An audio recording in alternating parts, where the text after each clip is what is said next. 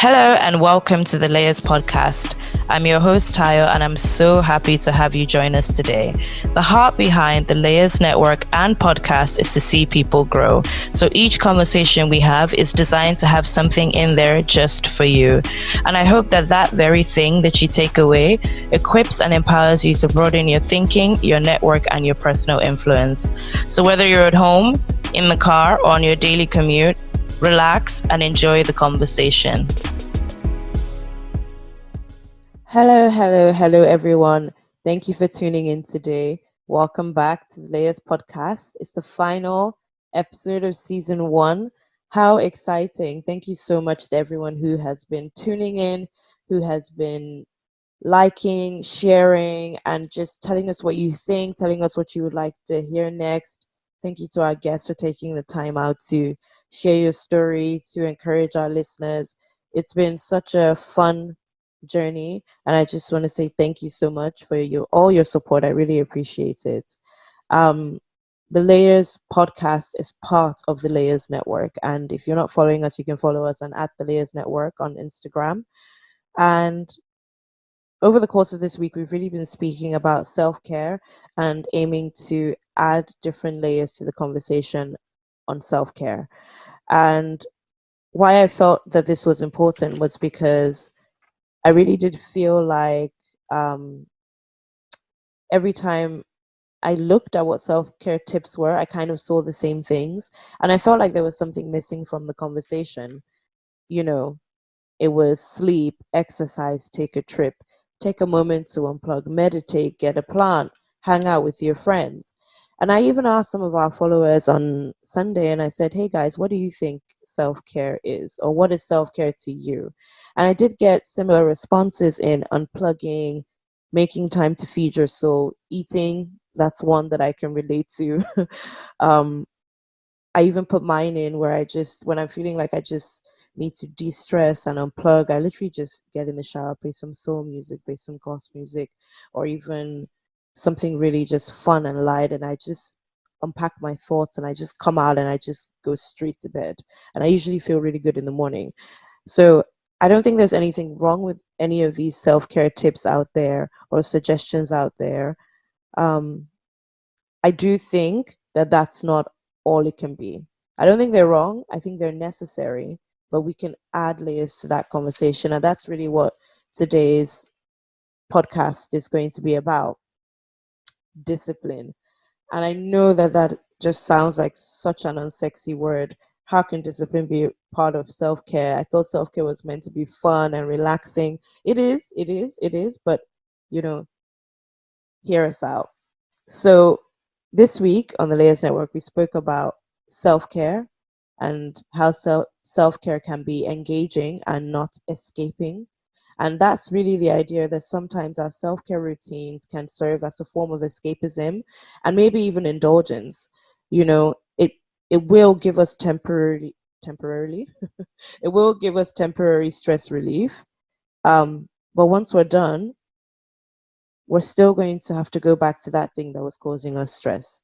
And we're going to either feel the same way we did before, we're going to feel worse. So, engaging with what the problem is, identifying it, taking some time to understand it, and finding solutions will really give you long term peace of mind and make you feel like you're closing mental tabs in your mind. And who doesn't love to close a tab or a page for a window full of tabs? Who doesn't like that? We also spoke about gratitude and how, you know, no matter how bad you think your life is or how badly you think that you're doing, that there's always something to be grateful for, big and small. You have to celebrate your small and your big wins, and you have to take a moment out of your day, be that going to bed, be that brushing your teeth, um, be that even in the shower. Just take less than 30 seconds. Just say, what are the 3 things that went well today? And just think about that, because it will prop your spirits back up. It will make you feel like, okay, you know what? It's not so bad after all. And we have to be able to focus on the positive things in our life and bring that to the forefront instead of putting it at the back and magnifying all our problems and all our issues. And that, I find, is also a way that gratitude can be used to practice self-care. If you hear any shuffling in the background, just bear with me because those are just my notes. Um, so now, as I mentioned at the beginning, that unsexy word, discipline. How can discipline be a form of self-care? Well, discipline creates boundaries that can protect you. And that might not sound very nice. That might sound like, why do I want to have boundaries? Let's live free. But it could be in the simple things like saying yes when you actually meant to say no. So let's take, for example, in our current climate, everyone is kind of going out and, I guess, transitioning into normal life as the lockdown has eased. But sometimes a lot of us are still quite wary about what that situation is going to look like, who's going to be there, are they going to be social distancing, are they going to be wearing masks, am I going to get COVID, oh my gosh, I live with my parents. And then you are in a situation where you don't want to seem like the COVID paranoid person, so you say yes when you meant to say no. Now, what's probably going to happen is while you're getting ready and while you're on your way there, you're going to have a lot of anxiety about that situation. And this is not just COVID related, this could be applicable to any situation. You're going to feel a bit anxious and really not have the peace of mind that you would really love to have so that you can enjoy it. You're going to, you might even start to feel a bit resentful of being there. I don't know if anyone's ever had that experience where it's like, you know, you didn't really want to go. And now that you're there, you're like, oh, why am I here? I could have just been at home. I'd have been feeling better at home and safer at home. It's not to not encourage you to go out, but it's just bearing in mind these little things that cause stress. So even that scenario that I painted doesn't even sound nice. So when we say that discipline can help you enforce your boundaries, it's really the case that boundaries are not a bad thing as people may think that they are, but they can enhance your fun, which might be like, what? Boundaries fun? How? But it's something that will create a safe environment for you to enjoy yourself and have more fun and feel protected and even respected as a person if we're not just talking um, if we're not just talking physical boundaries. So I just want to encourage you to have the discipline to enforce your personal boundaries. The self-care aspect of that is that it will give you peace of mind.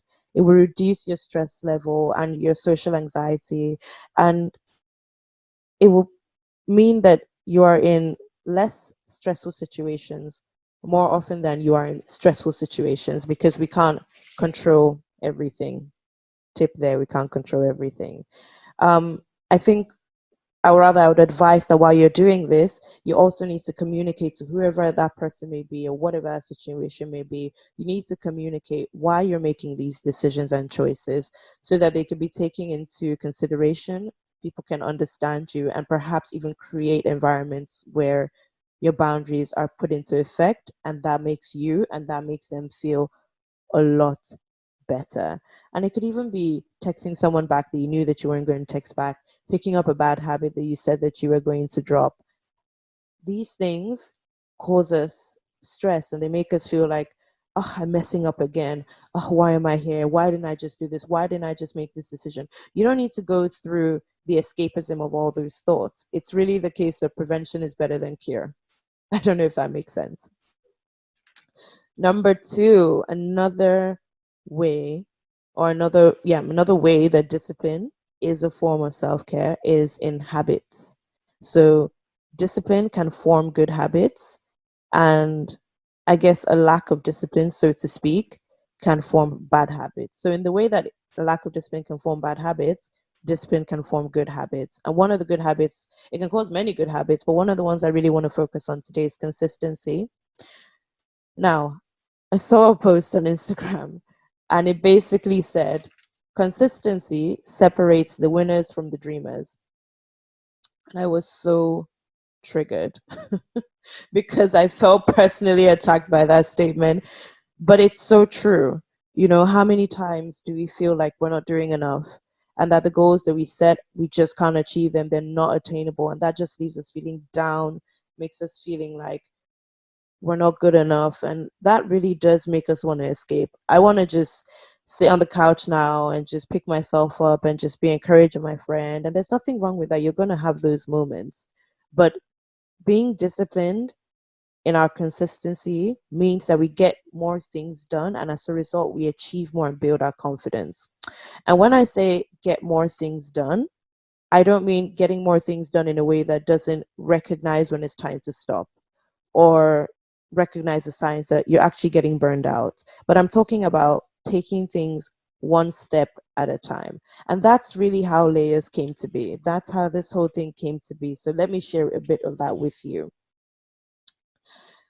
During the lockdown, I heard this really great message. Well, great message to me. And we always hear the saying, take one step at a time, take one step at a time. But it was brought to me in an analogy about winding steps, kind of similar to like a spiral staircase. And it was basically speaking about how you attain maximum height, or how you can attain a maximum height in a short amount of time. And the person speaking was basically saying that when you're going up the windy stairs, you can't see the top. So you're going one step at a time, and you may even feel like you're going in circles, but it's one step at a time, one day at a time, one task at a time. Before you know it, you've reached the top. You probably just climbed up like 100 and something steps. I don't know if that's a lot. I don't know if that's a lot. Um, And one day for layers, it was really about discussing the logo. So I would call my friend David, and just be like, hey, let's discuss the logo.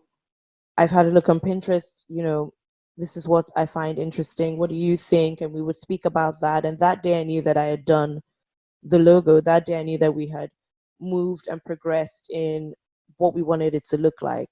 Another day it's like, but the Instagram page, I need to create it, and then I need to write a bio. What's that going to be like? Today I'm focusing on drafting the bio, looking at how other people have worded theirs, looking for inspiration and being like, okay, this is what I want it to be. That's how I found things like Linktree. I was like, what is this? I see it in everyone's bio. I'm like, okay, I found it. I put it in step by step, day by day. Another day was just playing around with the mic, seeing how different recording studios sounded.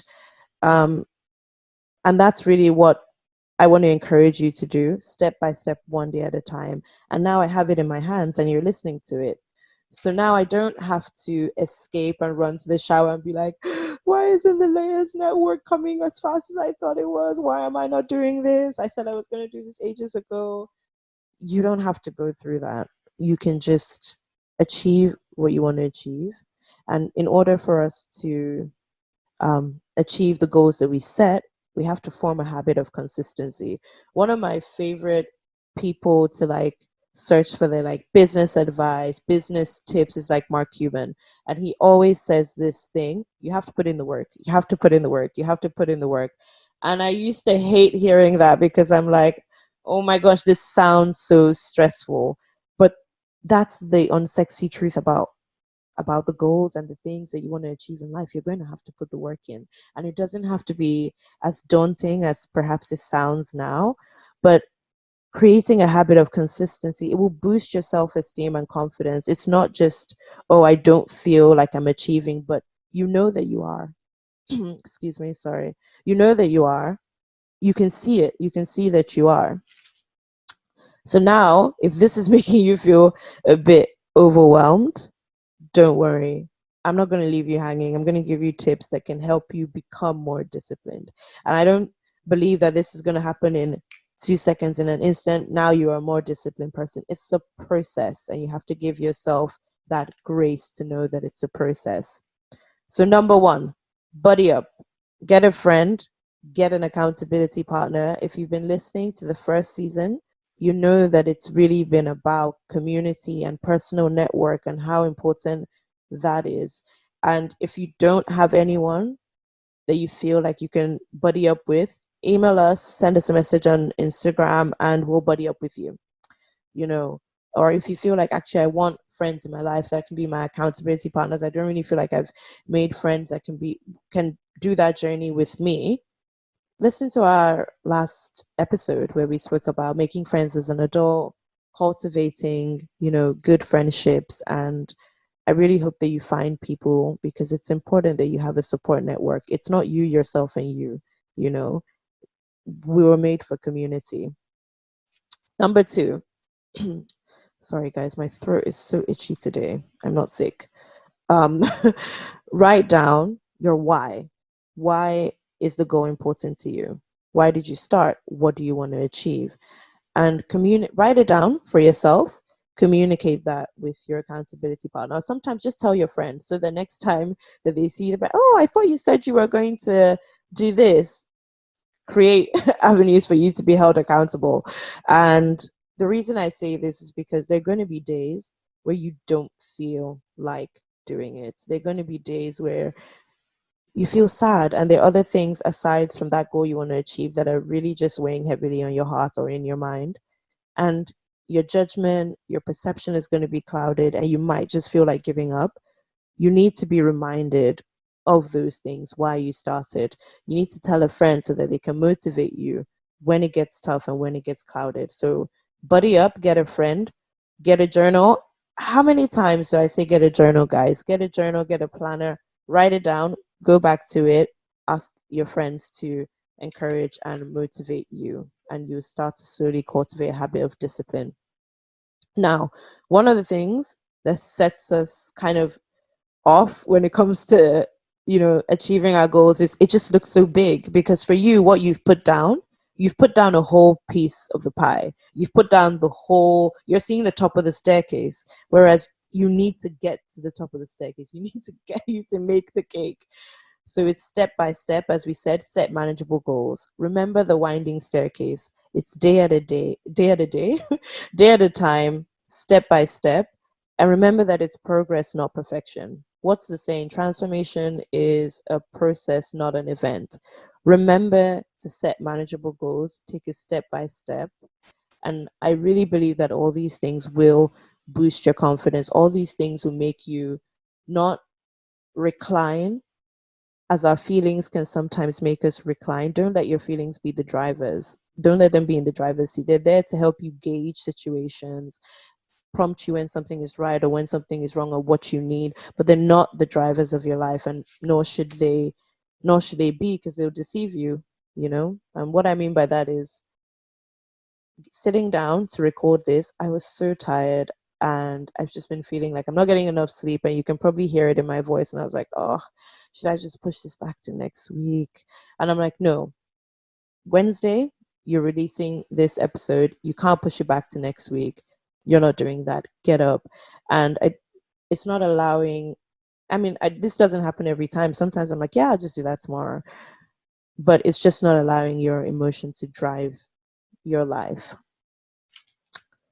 Now, if self-care is anything we do to take care of our mental, emotional, and physical health, then I think that these things qualify as self-care tips, because I hope that they would lead to a place where you can see long-term results that make you feel good. So these tips and this advice should be added to your already established self-care routine. And we hope that that will bring positive results in your life, that will make you feel more confident, more secure, hopefully more at peace and sure of yourself. I really, really want to just encourage you to think about them, adopt them, implement them. And like I said, there's nothing wrong with what's already out there. You do need sleep. You do need time to unplug. Still keep those things. But I really hope that everything that we've discussed today has added layers to this conversation on self-care and can really bring about, great change in your life. And that's really the heart behind what we do. So thank you guys. Thank you for tuning in. And I need to go and rest my voice now. Have a good one.